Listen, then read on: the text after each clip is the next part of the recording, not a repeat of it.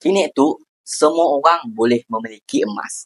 Baby yang baru lahir pun, umur 3 hari pun dah ada MyKit, boleh terus berdaftar secara percuma aja. Warga emas yang dah pencen pun boleh selamatkan duit persaraan dari jatuh nilai dengan simpan emas. Bukan warga negara Malaysia seperti Brunei, Singapura, Indonesia pun boleh berdaftar secara percuma juga.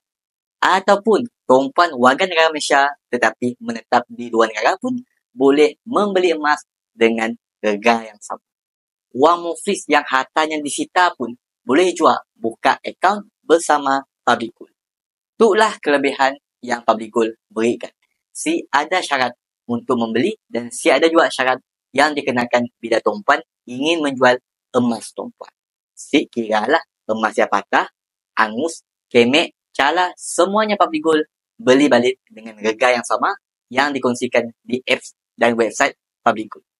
Dan yang paling menariknya ialah akaun emas gap ataupun gold accumulation program yang mana puan-puan boleh menabung serendah RM100 tanpa komitmen. Dan bila tuan-puan menabung serendah RM200 menggunakan kaedah auto debit, tuan-puan berpeluang untuk masuk cabutan bertuah setiap bulan. Yang mana emas gold bar 10 gram, 5 gram, 1 gram, 0.5 gram, 1 dinar dan setengah dinar tu diberi secara percuma kepada pemenang.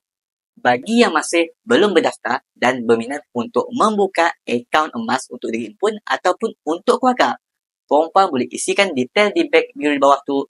InsyaAllah kami akan bimbing tuan-puan dalam cara dan langkah-langkah simpan emas yang terbaik untuk tuan-puan.